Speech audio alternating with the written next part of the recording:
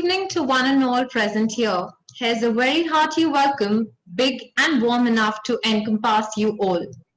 It is my pleasure to have you here this evening for the ninth bigger and bolder session of the Leadership and Entrepreneurship Aspiration Development Series. Why I said that this is bigger and bolder is not merely because of the number 9, but also because of our guest today. As you all know, Asian Education Group invites top industry professionals wherein they share their high-valued experiences, guide students towards innovative thinking, benefits of new ventures, self-development, and attributes for being an effective and efficient leader. Few of the speakers under the lead program include Sri Pranab Mukherjee, Dr. Kiran Bedi, Mr. Sagar Daryani, founder Wow Momos, General Bikram Singh, former Chief of Army Staff of India, Mr. R.K. Somani, Managing Director HSIL Limited, Hindware, Mr. Richard Recky, former CEO KPMG, to name a few. I guarantee you learning, I guarantee you a vision, and I surely guarantee you to meet somebody who is very, very charismatic. And well, I realized this within my first 2 minutes of introduction with him. Today we have one of the most renowned and experienced professional, a big asset to the industry with us today. Sri R. Gopalakrishnan, former director, Tata Sons Ltd, an author, startup mentor, a visionary with remarkable professional experience of over 5 decades, headed the top management positions in most reputed organizations, both national and international. He has served as chairman of Unilever Arabia, as MD of Group Bond Lipton, and vice chairman of Hindustan Unilever, a director of Tata Sons and several Tata companies. He serves as an independent director and non-executive chairman of Castrol India and also an independent director of Hemis Holdings PLC, Sri Lanka. You all will be amazed to know that Sir started his career back in 1967, and since then he has been climbing up the ladders with most reputed public and private sector enterprises, both nationally and over international stretch. You name a big public sector organization and Sir would say, I have headed the directorship. To name a few, Sir has headed Tata Sons Ltd, Tata Chemicals Limited, Rallis India Limited, Tata Technologies Limited, Castrol India, ABP Private Limited, etc. It is my utmost pleasure to extend a cheerful welcome to you, sir, and I would request you to share your highly valued experience with all of us, and especially our students who are very, very eager and excited to hear from you. We welcome you, sir. No, thank you very much, Garima and Ravi Sharmaji, for inviting me to talk to AG. It's finally the rain has broken in Bombay, so I'm able to look out of my window and see a little jhalak of sunlight. So it's a nice atmosphere to talk to you. And nowadays, webinars have become very common. And I was given a profile of what kind of people are attending this webinar. And I think many of them are students or management professionals or management academics. So I have chosen today to talk about a subject which I consider very, very important and interesting for the future of India. There is little doubt in anybody's mind that when all this coronavirus and so on is behind us and whatever the new scenario, the new normal is will emerge, we need a strong business and enterprise community. Small scale, medium scale, big scale, we need companies. And we need companies which can last long, which can become institutions. We don't want fireflies which just come for a few years, make some money, maybe with a scam, and then they go away. So we are looking to build companies into institutions. So I've used this time during the last 2 years, 3 years, to reflect on all my experiences over the last 50 years and to join hands with some academics at the SP Jain Institute of Management and Research, where I go 4 times in a month, to do some piece of work which I'm very excited about. And I want to share that with you. And I therefore given the title to this talk as Shaping Business Institutions. So that's the subject I want to cover. I think I will speak for maybe 30 minutes, Garima ji, and then you'll take questions or you'll direct questions at me on behalf Yes. of the students. Yeah, So sure, sir. I will. you can curate the questions. So I must give you a helicopter ride because, 5 professors, 2 of economics, 2 of organizational behavior, and 1 of entrepreneurship, and I. So we are 6 of us who have worked on this, and I'm speaking on their behalf. I just like to mention their names. Professor Tulsi Jaykumar of SP Jain, they're all of SP Jain. Professor M. Suresh Rao of SP Jain, Professor Pallavi Modi, Professor Sushmita Srivastav, and Professor Lata Dheer. So very high powered. They're all doctorates. I'm the only simple fellow without a doctorate. Now, this is one of the rare occasions in my knowledge where a seasoned practitioner has collaborated with 5 academics. Otherwise, during my long career, I've noticed academics have a different swimming pool and practitioners have a different swimming pool. And entry of one into the other is not common.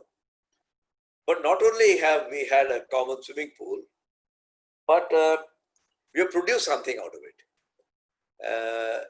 A practical sort of useful thing, and yet which is academically sound. So I would hope that there will be many more such opportunities when practitioners can collaborate with academics rather than academics writing papers which go in academic journals and practitioners not writing at all or writing hagiographies about themselves and their companies. So I'm trying to get these to meet. And we have published 6 books as a result of this work. It's been going on for about 2.5 years. And we have identified and written about 6 businesses which are either already institutions or show the great promise of becoming institutions.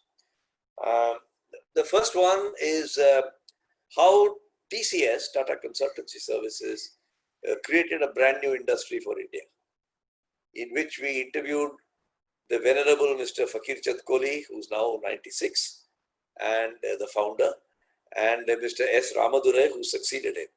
So between the two, we got a history of almost 40 years. The second company we went to was Biocon, which has a woman entrepreneur in the field of the future. How Kiran Mazumdar Shaw fermented Biocon. That's the second book. And how she built up this company called Biocon. By the way, all these are multi-billion-dollar groups now, okay? So I will not go through the numbers in the interest of time.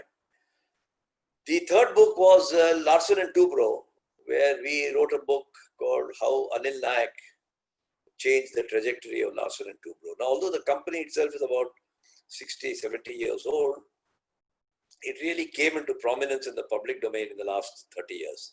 And Anil Nayak was like de facto the founder. Those 3 books are written and they're already in the market and they're available on your Kindle or they're available on my book partner. I think Ravi Sharma knows about that, and you can get free delivery of those books. Right after the lockdown is over, the other 3 books will come out. They're already written. One is how Deepak Parekh built up HDFC Group into probably India's largest valued group of companies.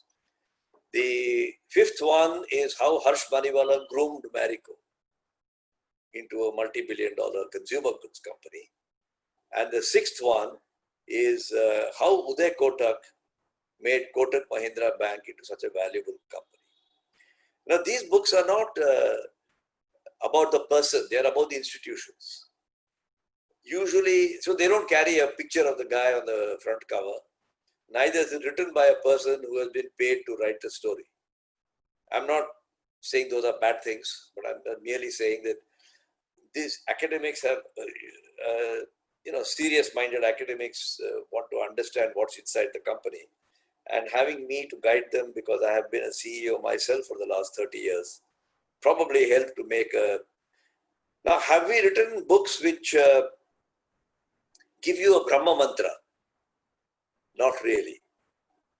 Because you can't learn management by chanting a Brahma Mantra. Even Baba Ramdev has not reached the stage of making that happen. As you know, management is like a performing art. It's like dance. It's like music. Each time Lataji sings her songs, Mahol ke upar, the song comes out differently. Sometimes Pandit Nehru cries. Sometimes people's hearts leap out when they watch it on the movie screen. And sometimes she sings for herself. And the same is true of any performing art. And the same is true of management. Whatever they teach you at Asian Educational Group, don't think that that's a Brahma Mantra. Your own teachers will confirm that to you. But they demonstrate how in one particular mahal, a particular thing worked. That's why all the 6 books are very important, because it's like saying, are there different types of music I would like to listen to? Would you go to a Spotify site which had only the same music by the same person all the time? I suppose not, because it's not enjoyable. So all these 6 books are demonstrating. Now the question is, and in your mind rightly, you say, "Theek hai bhai, Ram Kahani to suna diya." What is the stuff all about? So let me just come to that subject. The basic hypothesis that we came to 2.5 years ago was, is there a difference between a good CEO who runs a good company and a shaper who shapes an institution? Will it just become a play of words, or is there really some difference? And I raised this question at some faculty meeting. I have spent all my career attending board meetings, not faculty meetings. The faculty meetings are quite different, And so it was a good experience for me. And for the faculty to have a kida like me was also probably a different experience. And I raised this question. And over the next 4 or 5 weeks, these faculty, whose names I mentioned a while ago, produced a big pota, of research papers written on this sort of subject. Each one did his or her own search. And I was suddenly given a lot of erudite papers written in foreign journals. And they called it A-class journal and B-class journal and so on and so on. And I said, my God, what am I going to do with all this? I did take the trouble. I said, if they've taken the trouble to produce all this literature search, then I must go through it. So I went through it. And I said, in a company, in a business, it will never work to give a 500-page report. So I have to convert this into one single sheet of paper. That's what we are trained to do as practitioners, And I didn't do this all by myself. I must tell you, I sat down with these 5 people, and it took a number of iterations. And then we arrived at what I call the Brahma Mantra. What looks like a Brahma Mantra. It's like Gayatri. Gayatri Mantra did not just come overnight. After a lot of Munijis and so on sat and contemplated, they produced Om Bhurbhuva Swaha and its meaning. And you know very well that just because you learnt it by heart doesn't mean you're a very holy or good person. But you have to do very many things that go with the Gayatri Mantra. So we produced a sort of Gayatri Mantra for shaping an institution. And it is that Gayatri Mantra that I want to share with you today, with the promise that it is not a magical Gayatri Mantra, but something to arouse your curiosity. And hopefully, some of you who are interested will get hold of those books in your college library, or you can buy the books. They're very inexpensive, not very expensive. And look at how other people have shaped institutions. Because India desperately needs institutions in the future. And people like you who are studying management, and teachers like those who are listening to today's lecture, are shaping the shapers. So, this is quite a fantastic combination. The teachers are there, the students are there, and I'm told there are a few practitioners also who can apply this in their companies tomorrow. Right. So, firstly, what is the difference between a good company and a good institution? So I want you to sit back and just relax, and I'll tell you some names. A fantastic looking bungalow in Golf Links, Delhi. Fully marble, air conditioned, 7 bedrooms, with a big lawn in front. Think of that. And then I say Lal Killa. I say, which is an institution? I think the answer is self-evident. You're unlikely to say the Golf Links bungalow is an institution. I tell you, Agra ka Taj Mahal. And on the other side, I tell you Kabristan in Park Circus in Calcutta. I mean, Taj Mahal is just a big fat Kabristan, right? If you cut out all the... And therefore, the concept of an institution in our imagination is something that is grand, awesome, long-lasting, inspiring. And howsoever beautiful a house I construct today, or even if I create another Kabristan if somebody else creates a Kabristan for his wife today, to match the Taj Mahal will not be easy. So, institution has this connotations of awesome, grand, and long-lasting. So, having defined it as what is the difference between a good CEO and a shaper? Are they doing about the same things in different ways? So, I want to tell you very briefly how they differ. Because then you have the Brahma Mantra. What does a good CEO of an ordinary company do, good company, and what does the shaper of an institution do? They're very different. If you take a good company CEO in terms of his attention span, what he devotes his time to, he is focused on solving problems efficiently. And a shaper is concerned with long-term sustainability. There are two different things. A typical good company, good CEO will say, रोज का काम करते करते दम घुट जाता है, long term सोचने का समय नहीं है. I'm sure many of your professors in the institute also say that. But a long term educationist is able to think, what should be the new education policy? How should different forms of teaching come? They think of long term sustainability. So the first difference between a shaper and a CEO is in terms of their attention span. The second is their purpose. Why are they doing whatever they are doing? A good CEO says, I must deliver shareholder returns. So he's highly focused on profitability, return on capital employed, share price. Whereas a shaper is thinking of stakeholder responsibility, employees, vendors, community. So you can see even today in the COVID situation, there are some companies, especially the startups, they just lay off 1,000 people, And there are some other companies which have been around for a long time, and they say, we will pay you, but we will pay you 70% of the wages, there will be 30% cut. So that's the difference I'm making between being very shareholder focused and being long-term focused. Then the third I would point out in the way they think. Because at the end of the day, all managers and executives are hired because they're capable of thinking. It's the mind. And if you look at a good company leader, he or she operates on the basis, I think I've learned more or less what there is to learn. I've done my MBA in Asian Education Group 20 years ago, and now I have attended some advanced management program at XYZ school. And I know things, and those who don't know, the younger people will come to me, I'll give them answers. That's the mindset of it. Whereas a shaper says, I know a lot of things, but it's still so small. There is so much more to learn.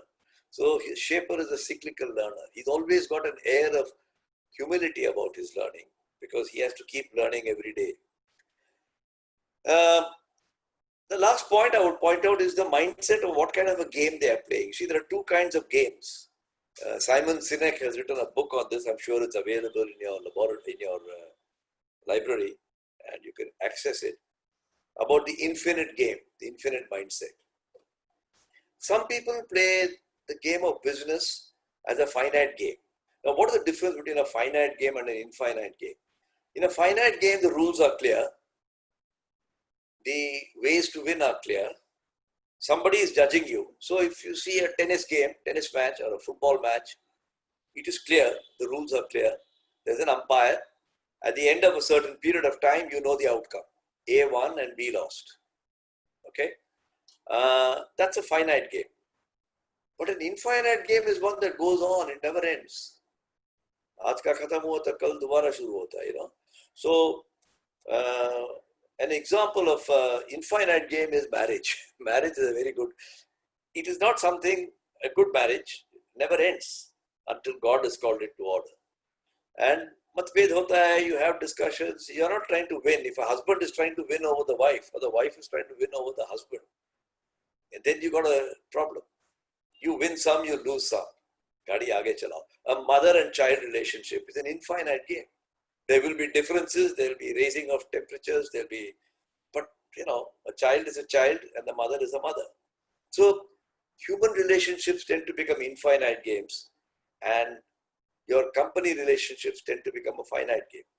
Now, if you run your company as a finite game, I have become the dean of this management college. I've got 5 years. 5 साल खत्म करके pension लेके मुझे जाना है. That's a finite game. I've become chairman of a public sector undertaking or a private company, as the case may be. I know I have to retire at 60, so 3 साल बाकी है. Without any CBI inquiry, let me just finish this and go. That's a finite game. An infinite game, they say that I will do this for 3 years, but after this I'm going to do something else, and after that I'm going to do something else. My first chairman, Prakash Tandon, he became chairman of Hindustan, the first Indian chairman of Hindustan Lever in 1961. And when I joined the company, he was a chairman, he was close to retirement. But it is not that he packed up his bags, took his pension and went and lived quietly. I'm not saying it's good or bad. But right after that, he became the chairman of State Trading Corporation. Then he became the chairman of the Punjab National Bank. Then he wrote his books. Then he became member of the India International Center in Delhi. And right till the time he died at 90, he was busy doing things. He was playing an infinite game. So shapers are people who play infinite games in an infinite way. Whereas a reasonable CEO of a reasonable company is playing a finite game. So I've given you a jhalak, 4 or 5 points of difference between how a shaper thinks of things and how a CEO operates. But why do we have enterprise at all? I mean, I have seen many people who think that all businessmen are crooks. If they are in the private sector, they are out to make money. And management colleges will run courses on ethics in business and ethics in management, giving the impression there are a whole lot of crooks out there. So this is the moral code you should follow. I know many people who think all bureaucrats and politicians are crooks, that they are always taking bribes. But that's a very partial and limited view. If you want a happy society, and who doesn't want a happy society? All of us are working to have a happy society. Then you must have enterprise. Enterprise is what keeps the wheels of a society moving. You get some income. Honest enterprise, I agree. And there are crooks. There are as many crooks in business as there are in the bureaucracy, in the judiciary, and in the politics. I don't think any of them has more market share of crooks. But if you do enterprise, then you're able to generate some money and profits. And when you generate money and profits, you're able to support education, health, culture, arts. These are all very important things for a society. And if you have education, health, culture, because enterprise is feeding it, then you have a sense of ecstasy. I therefore call it the 3E formula: enterprise, education, and ecstasy. Because then you have a nice, wholesome life. And that's the way young people should also plan their careers. It is not just about making money and becoming vice president and president and earning lots of money and having a bungalow and a nice 2 cars in the garage. But you must be cultured, you must read, and you must have ecstasy. And enterprise is therefore in the old days, you will read that Indian trading prospered because the Maharaja supported it. Even dance forms like Kathak and Bharatanatyam were supported by the Zamindar or the Maharaja of that particular area because they had the money to support it. And that's how the house of Awadh became so famous, and Lucknow has become famous, and Tanjore in my parts of the country. So It is very important to know that business people play a very important role in society, very important role in society. So once you've got all these in your mind, then you imagine what's an institution. I must tell you a little bit about how this research project came along. I mentioned to you that I was sitting down with these academics and discussing it, and they wrote this big pota, and I said, well, we must create something which is different. There are lots of books available in the market. Like 40 years ago, I think they wrote lessons from the most excellent companies. I think it was Tom Peters and Waterman, Peters and Waterman. And they were all American or European companies, and they wrote about how they practiced excellence. It's a separate, on the lighter side, a separate fact that of all the companies they wrote, within 3 or 4 years, many of them ran into deep trouble. And there's almost axiomatic that as soon as you are written about, you get into trouble. I hope that doesn't happen with the books that we have written. But we are not written about the individual, of course, we're written about the company. Then you have books which your faculty will undoubtedly be able to guide you to, like Good to Great by Jim Collins, How to Build Excellent Companies, and so you got half a dozen books, James Champy, Jim Collins, these are all well-known names in this field. But they are all about building excellent institutions in American context. Nobody, neither practitioners nor academics, have written a usable book, something that can make an operating manager think about it and apply it in an Indian context. And the Indian context is important. Many of our companies are family managed businesses, and we have some cultural traditions. Whether they are good or bad, I don't want to argue, but they are there. Respect to elders, not arguing forcefully, trying to keep the family together. Occasionally it breaks down, but in many cases, people keep the family together. People have to wait for the buzurgs of the family to move on. So there are many cultural factors in India. Indian managers are extremely adaptable because that's the way we are brought up. From the time you're a child, you've got to solve problems. Getting into school is a problem. Getting your birth certificate is a problem. Getting into kindergarten is a problem. Getting into primary school is a problem. Getting into college is a problem. Each one, the competition is so high. I mean, it's easier to get into Carnegie Mellon University or Berkeley University than to get into IIT. It's easier to get a job in America than to get into State Bank probationer. Look at the number of people who apply for those jobs. So we are brought up in a very competitive situation. And another dean of the Institute, S.P. Jain, and I have written a book called The Made in India Manager. Why do Indian managers succeed so well when they go abroad? That's a separate book, and I'm not going to talk about it today. But my friend Rohit Enterprises, whom Ravi Sharma is in touch with, has given a list of those books to him, and if any of you is interested, you can always get a copy and read it. So Indian managers are brought up with great adaptability, with great competitiveness, and this is what makes them who they are. And therefore, when they come to shape an institution, there are 8 rules that they have to follow, and we've written that in each of the books. You'll find in each book a double spread page which says the MBA grid. MBA doesn't stand for Management of Business Administration. It stands for mindset, behavior, and action. And we really hypothesized, and this is what all that research stuff was converted into one page. If you can think of 3 columns, mindset, what is your mindset? Because that determines your approach. Your approach determines how you behave, and your behavior determines how you act. So if I come to the mindset, if I come with the mindset that all MBA students are useless, I'm just taking as an example, then I will behave with you in a condescending manner, and my actions will not be very endearing to you. Conversely, if I say all MBAs are gods, sometimes we approach our politicians with the mindset that he's a very powerful man. I better get on his good side. our behavior automatically makes us bend at our hip. सब झुक जाते हैं ऐसे as soon as they see a politician. And their action is, Hanji, Hanji, Huzur. So, you see, mindset, behavior, and action is a very important sequence in the way we think. And so far as shaping a company is concerned into an institution, there are 8 of them.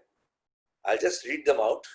Time doesn't allow me to explain, but if Garima has questions from you or from herself, I'm very happy to answer it. But that will become more interactive. Otherwise, it's a bit boring to sit and listen for such a long time. The first one we've identified, and we've described in the book how these actually work. Are they just nice management stuff, or is it real? The first one is people relations. People relations means employees, it means distributors, it means vendors, it means shareholders, it means community. And I'm very lucky. I've worked in Unilever, I've worked in Tata, both fantastic companies for this. I mean, when Jamshedji Tata was setting up Jamshedpur, the steel plant had not even come up, right? There's just a jungle there, Sakchi. And he wrote to his son and he said, when the steel plant comes up, make sure you create a city where people want to live, with parks, with wide roads, with water. And today, Jamshedpur and the township of Tatas there is probably the best city to live in terms of clean air and schooling. And any mother or father, any parent who has a child at least up to the age of 18, excellent school is available, life is comfortable. After that, they may need to move out because of college and so on and so forth. So, people relation, the sense of empathy for people and feelings for people is the first and the most important. The second one is the ability to think short-term and long-term simultaneously. People who say that, oh, my whole day goes in telephone calls and meetings and WhatsApp, I don't have time to think about the long term, have to rethink whether that's the way they want to lead their life. The best example, non-corporate example I can take of short-term and long-term simultaneously is just look at your mother. Now, all of us have a mother or a sister or a wife, depending on your status, who's raising a baby. See, a mother is fantastic. She is able to think of the short term. Because the baby is crying, it needs a feed, it has just crapped, and the nappy has to be changed. But she doesn't stop thinking about the long term. She's also dreaming that this child will grow up, it will study, it will become a lawyer, it will become a professor at Asian Education Group, whatever. She must go to dance class, she must go to tennis class or whatever. So the way a parent is raising a child shows the ability of a human being to think of short and long term simultaneously. It's a bit messy to do both simultaneously, but all of us do it instinctively. Nobody teaches us. Who teaches a 26-year-old girl to become a mother? And she learns, and then she becomes a mother-in-law, and somebody else becomes a mother, and so the journey carries on. And the best teacher for a shaper to develop short and long-term thinking is the mother, the woman. And if you observe them, you'll learn how to manage both. But put the business context on it, and our books cover many stories of how people have learned to do both. The third one I would draw your attention to is what we call critical thinking. Critical thinking means not choosing action from the most obvious points that come for the issue. I have to solve this problem. इसपे क्या किया जाए? Route A, Route B, Route C. Then you say, ठीक है, कौन सा किया जाए? अच्छा, Route C करें. Let's do Route C. But Shaper will say, is there no other alternative? So again, metaphors help to explain the point. Imagine that a geologist lands on the moon for the first time. What will the geologist do? He say, यार मैं तो चंद्रमा की धरती पे आ गया हूँ. He will start digging the ground. He will take out soil samples. नीचे जाएगा पानी है क्या? कोई जान जंतर है क्या? And he will come back with a lot of moon craters and geological information. Imagine that in the same spacecraft, you send an astronomer. he will not be interested in what's under the ground. He'll say, yaar, ye kya mahol hai? Yahan se aur kya dikhta hai? What is this moon a part of? So you see, they look at very different things. When both have landed on the moon, and the geologist will go into the subject, and the astronomer will draw back from the subject. That's what I mean by critical thinking, the ability to think out of the box, which we call loosely.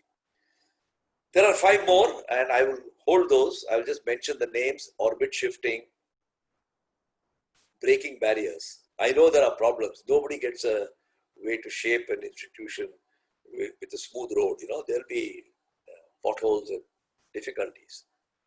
The levers of change. You have to be very careful to understand what are your possibilities. A lever of change, I'll give you an example. When I was a youngster, I'm coming from a Tamil-speaking household. I already had to learn Bengali because I was born and raised in Calcutta. Of course, I spoke Tamil at home. I spoke Bengali with my friends. I spoke English because I went to an English school. I had to learn Hindi because it was Rashtrabhasha. It is fairly complicated to learn all these languages. But many Indians do this. It's not something special that I have done. Most Indians will speak at least 2, if not 3 languages, At that time, there was a member of parliament. His name was Purushottam Das Tandon. He's one of those UP Khattar fellows, And he said, Hindi Rashtrabhasha hai, sabko Hindi mein sab bolna padega. And I remember the South said, go to hell, we don't know what the hell Hindi is. And the South was ablaze. Nobody wanted to speak Hindi. And Pandit Nehru had a dilemma. Ki, kya kiya jaye? Anyway, he said for 15 years, all languages will continue. And of course, that 15 years became 30 years, 45 years. And now it's still carrying on in the new education policy also, because India is a very interesting and different sort of country, diverse country. But look what happened to Hindi. Unknown to anybody, unknown and unplanned. Certain people called Ashok Kumar, Dilip Kumar, Dev Anand, Raj Kapoor, Lata Mangeshkar, they created Bollywood. They created Hindi movie world. So Hindi was spoken there, Urdu was spoken there. There was a pretty girl, there was a handsome boy chasing her around trees, singing songs to each other, making every young fellow feel that he should be chasing that little girl, or that little girl feel that boy should be chasing me. And it didn't matter in which language they were talking. People said, "Utna to Hindi samajh aana chahiye ki Hindi ka movie samajh." And Hindi has now become popular, not spoken at home, obviously. If you go deep into Tamil Nadu, one day I was in a small place which you can't even pronounce, Tirutirapundi. If I told you 2 times also, you will not be able to pronounce it. And they were watching, you know what, on TV. This is back in 90s or thereabout. Kaun banega karodpati? And Amitabh Bachchan saying, lock kiya jaye. And these chaps, And I told these guys in Tamil, I said, hey, do you understand what's going on? Do you know who this guy is? And they all rolled their head as a good Tamil would. They said, sir, how does it matter, sir? When 1 crore is involved, let it be Hindi or Tamil, it doesn't matter. So this is what I mean by saying breaking barriers and levers of change. Family planning. I remember when the 50s and 60s, the government, the DAVP as it's called, started a family planning campaign to say, they showed a black and white movie of a young couple getting married with sehra and flowers and everything. And then the voiceover would come. Shadi ki mubarak ho, lekin 5 saal ke liye bacche nahi hone chahiye. And it was a disaster, it was a flop, complete flop. Because in the Indian social context, if the daughter-in-law is not delivering within 2 years, then there's lots of social pressure, the mother-in-law, sister-in-law, goes. So after 5 years, they changed the campaign. This is what I mean by levers of change, breaking barriers. They showed the same couple with 1 baby in the hand and said, now for the next 5 years, don't have the second child. And that worked. It worked very well. I'm sure many other things were done. I'm dramatizing it for the purpose of this talk. So I have got these 8 things, and in each of these 6 companies we talked to, we populated the boxes: mindset, behavior, action. and all these 8 attributes. So you had 8 multiplied by 3, 24 boxes. And that's how the book came. And that's how the books were published. I think, of course, we may be forgiven for feeling good and proud about what we have done by way of a research project and the books we have written. But we hope some of you will at least take the trouble to read them because we think it's a wonderful contribution to the young people's thinking. Garima ji, I think I'll stop here, and I think I've spoken enough, and perhaps you should ask me some questions. Thank you. Thank you, sir. I don't think so. This is enough for our students. They've learned every second that you were speaking. And I think that you've given them a vision of thinking long term and continuously learning. This is going to actually help them shape up their future. We have a couple of questions from the students, sir. Shall we start with the question and answer round? Yes. Sure. So the first question is that we request you to talk a bit about your journey with Tata Sons Ltd and how Tata became such a big and reputed organization. Well, I should tell you the journey of Tata rather than my journey. Tata began about 150 years ago, 1868 to be precise, so 152 years ago. And Jamshedji Tata was the founder of Tata. And he died in 1904 at that time. But he thought of business as being part of the community. And while business should make profit, legitimate profit, it should think of the community. And he made his money in a few textile mills. It started as a textile group in those days. But he gradually learned that those who have steel, don't remember that in 1870s, steel was considered like artificial intelligence and computers are considered today, It was the cutting edge of technology. And he heard a speech in London by Sir Thomas Carlyle, who said the nation which has steel will have gold. And he said, here's a colonial country, the British were ruling it. I don't think anybody had even thought of independence. Gandhiji was not there. I'm talking of 1875. He said, we must have steel in India. And he thought of 3 things that India needs: steel, hydroelectric power. In those days, Bombay city was having kerosene lamps. Okay? We can't imagine it, but I think young people should know that only 100 years ago, 120 years ago, Bombay city was running on kerosene lamps. A few hotels like Taj Mahal Hotel and all have generators. So he said, there's lots of water on the Western Ghats where the rainwater is coming and flowing into lakes. Why can't I get power out of it? And even today, that's one of the places where electricity is generated. The third thing he said is, there was no IIM, IIT, Asian Education Group, nothing was there. He said, until Indian people learn to do research, and this is an important message for you and for all of us today, we will never be self-sufficient. Atmanirbhar was started at that time, not now. And he said, I'm prepared to give land and create the Indian Institute of Science. So that's how it started. That was his way of showing that he cares for the community. And then when he died, he had 2 sons. They took over. Then they died in due course. Unfortunately, that family did not continue in the sense that they had no children. So when the 2 sons died, they left all their wealth, it's a lot of money in those days, into charitable trusts. They just donated all their money because there was no son or daughter to give it to or son or daughter to fight about it. And therefore, it's a charitable trusts that own the Tata companies today.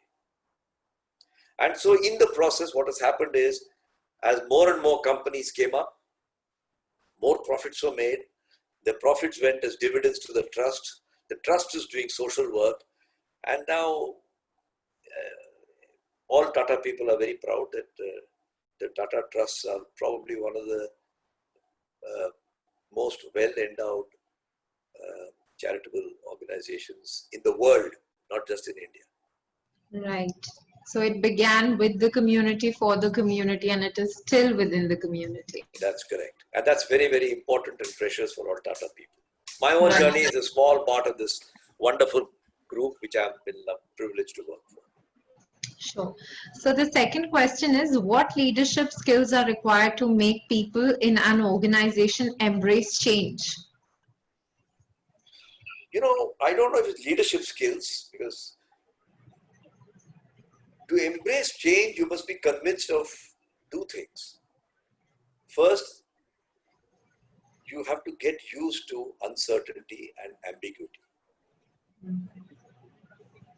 You must get used to the idea that the world is uncertain and solutions are ambiguous.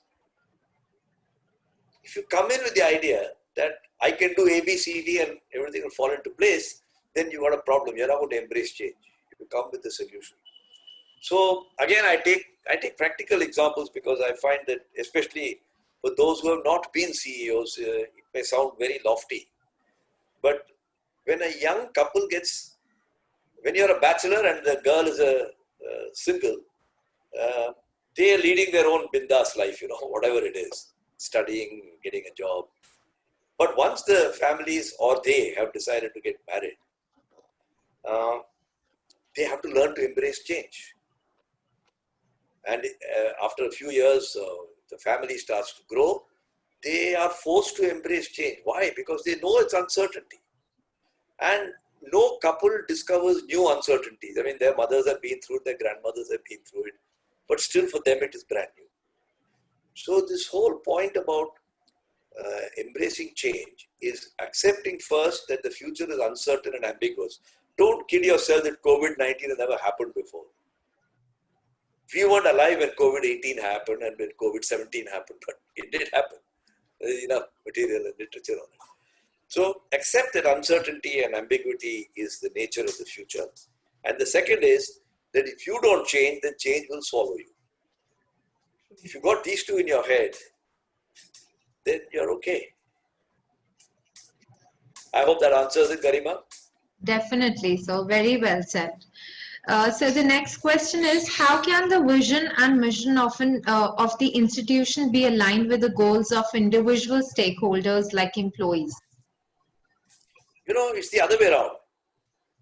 Every institution has a vision and a mission, and only people who can identify with that should join. Otherwise, they won't be happy. So, now people who join Unilever or Tata can expect to work loyally, adapt to change, and retire with a reasonable amount of money. But they will not become the richest man in the world. Right?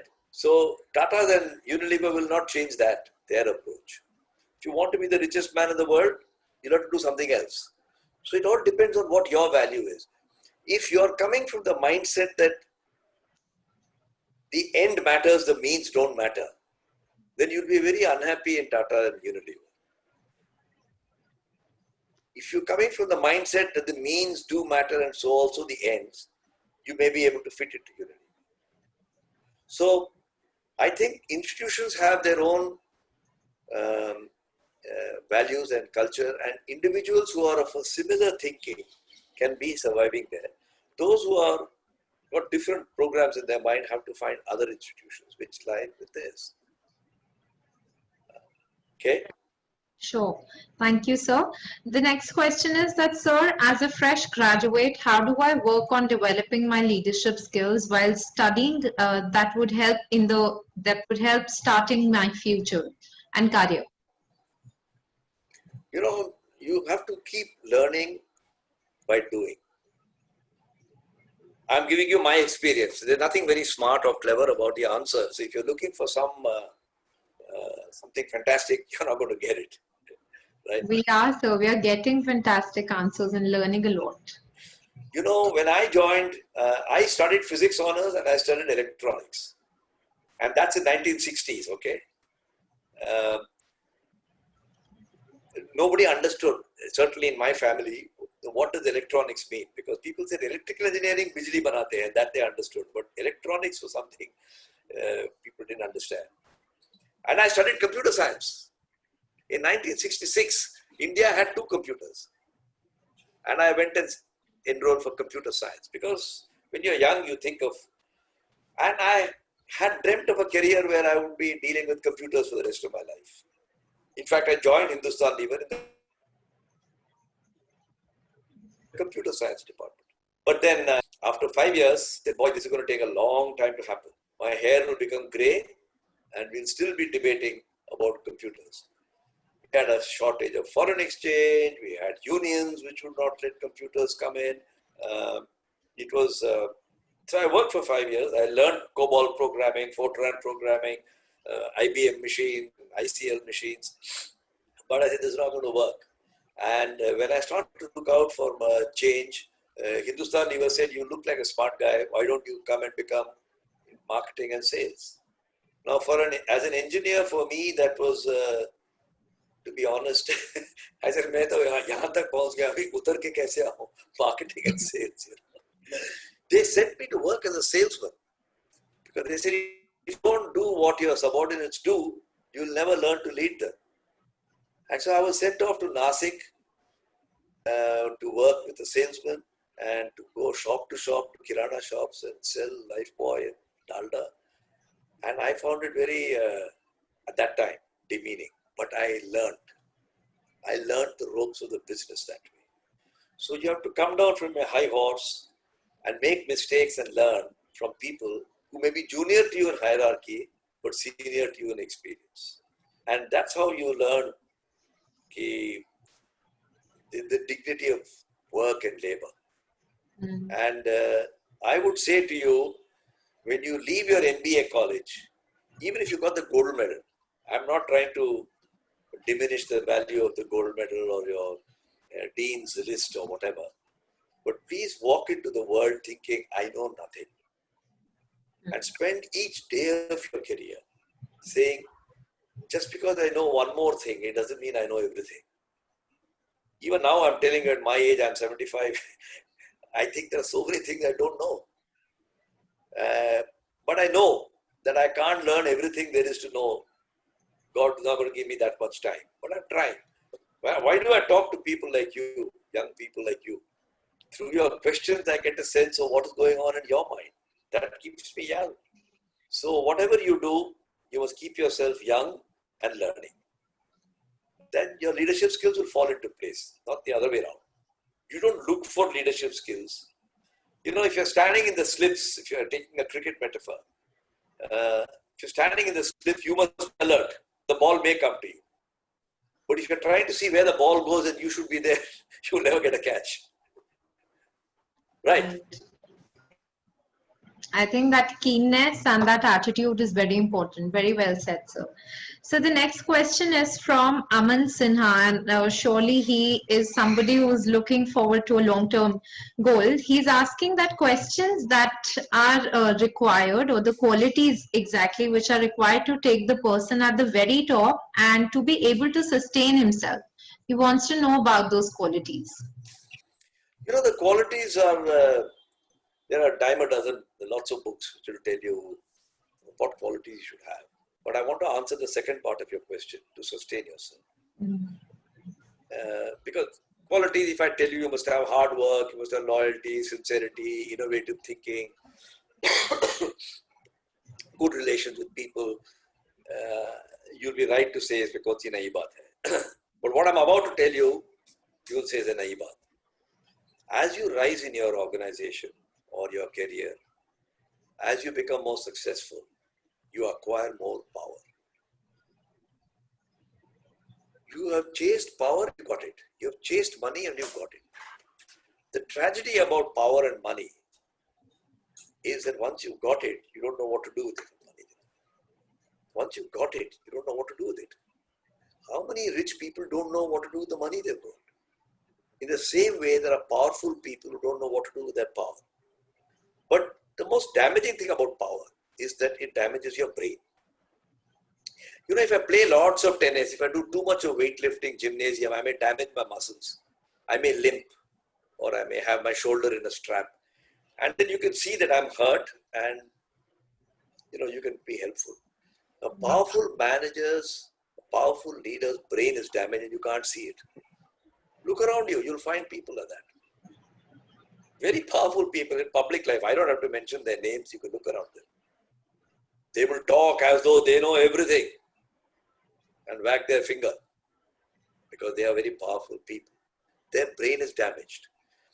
I have written a book on this called Crash, which also Rohit Jajarani can offer to you. And what power does to the brain of a leader. I would therefore say in reply to you, all the attributes for success will all come. You will learn it.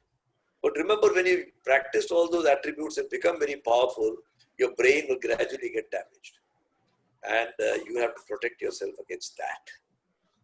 I call it having a Clementine mirror because I've written in the book the story of Winston Churchill, who was so full of power that his brain was actually damaged. He did lots of damaging things.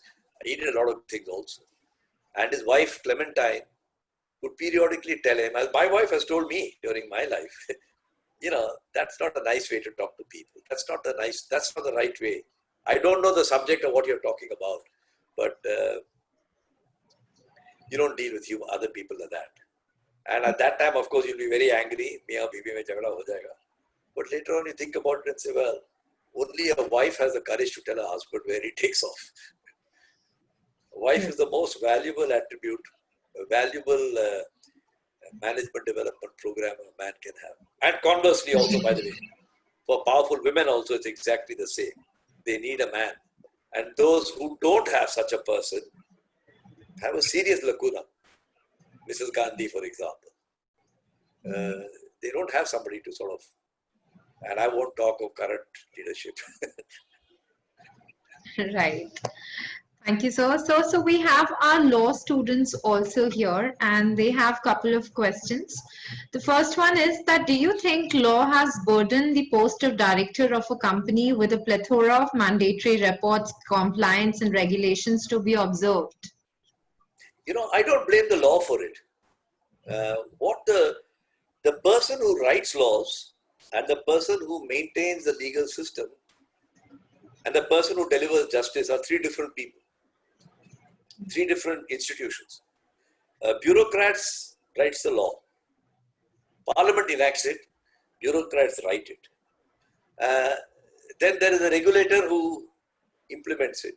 And the laws, court, justice system, courts, which give judicial judgments. These are all hopelessly uncoordinated. So a person like me feels that the legal system is useless.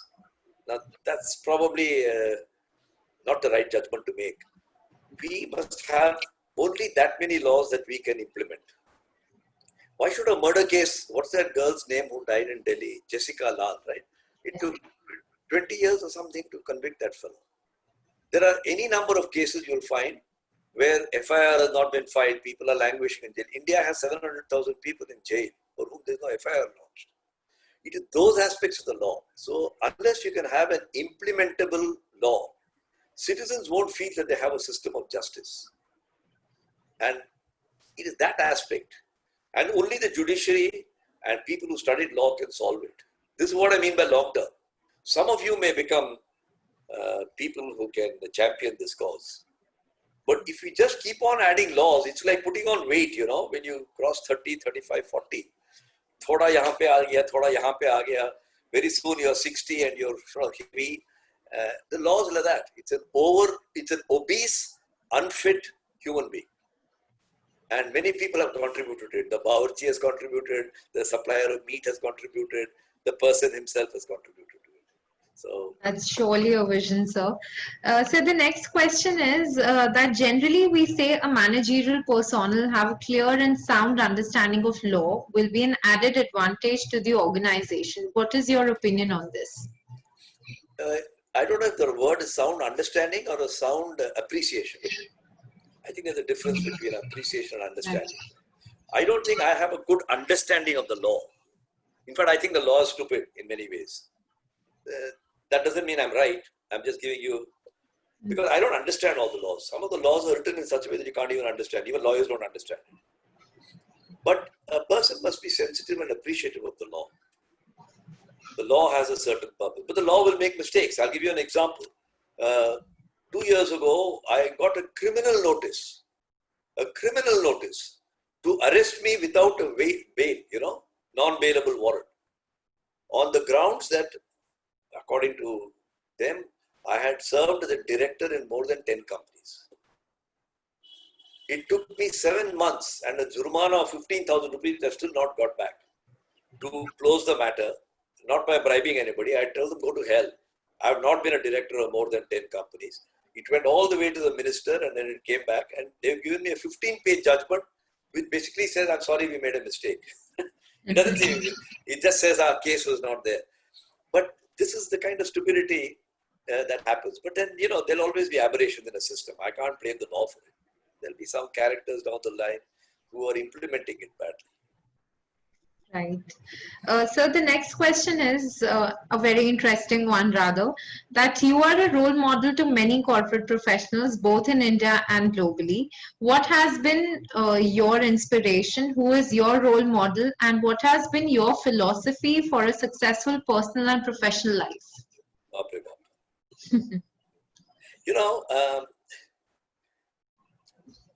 When I think back, some people have inspired me, some people have instructed me. There's a big difference between the two. A person who inspires you is far away. Gandhiji, Martin Luther King, Nelson Mandela, people who have never met. But I read what they said, I see a video clip of their speech, I think of their thoughts, and josh aa jata hai. Right.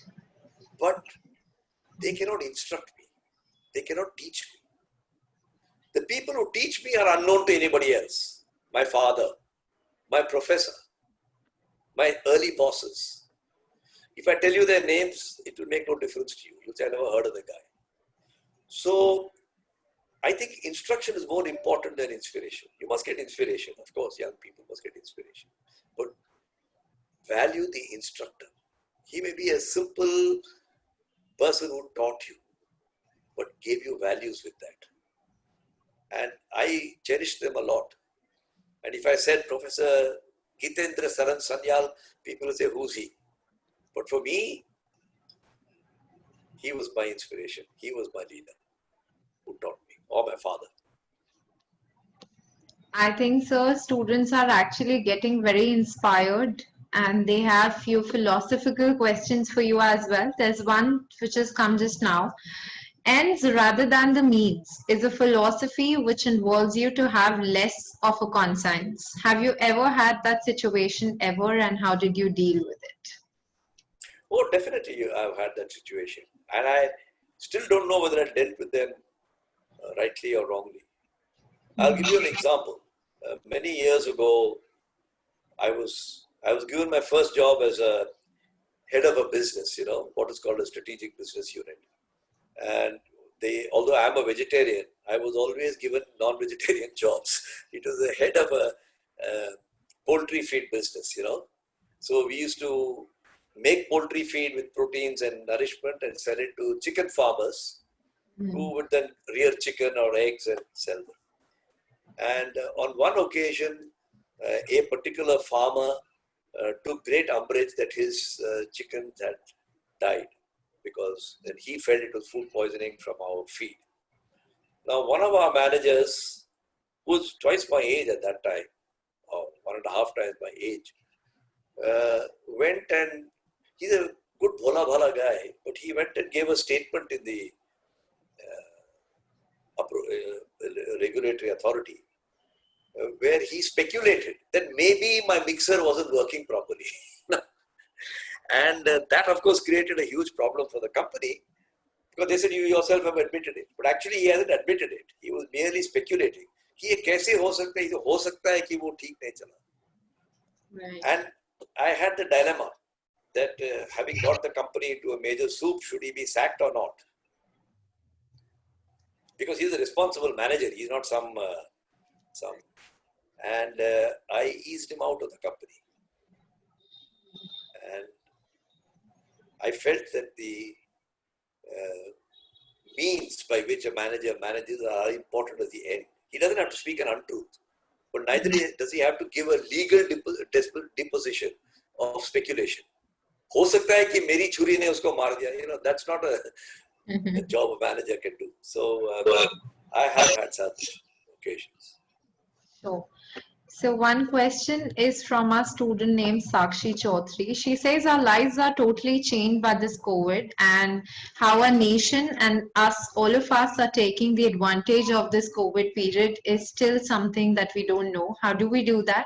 Mostly people are taking it as a bad phase of life, but how can we use it for our benefit? Well, what I'm doing to you is exactly that. I've spent the last 4 months reflecting on my career and what are the ways in which I can renew myself and share the renewal with other people. So please think of your goals in life, think of your hobbies, think of the relationships that you have not had the time to do. Put away your mobile phone and your WhatsApps and realize and enjoy being an insan, an insaniyat. Right. This is a very good time to do that. Instead of spending all your time, spend some of your time watching Netflix films and talking to your friends. But think of the grandmother you failed to write a letter to or did not speak to. Sure. That will be helpful. Give me 1 second. Huh? Sure, sir. I'll call you later. I'm on a call. Hello? Yeah, bolo. Yes. So those students are very inquisitive, but we'll restrict ourselves with one last question because of the paucity of time. The last question is, so what career advice would you like to offer to AEG students? What career advice would I offer them? Lage raho munna bhai. Right. There is no shortcut. And if somebody shows you a shortcut, don't take it. Definitely. Thank you so much, sir, for gracing us with your esteemed presence today and spending your evening with us. This experience will surely be a rememberable one, and it seems to be an honor to propose a vote of thanks to you on behalf of the directors, faculty members, students, and the entire AG fraternity. I thank you for your valuable knowledge that you've shared with us today, and I'm sure that it is going to take our students a very, very long way. Thank you so much, sir, for being Thank with you us. for having me and God bless you. All the best to AEG.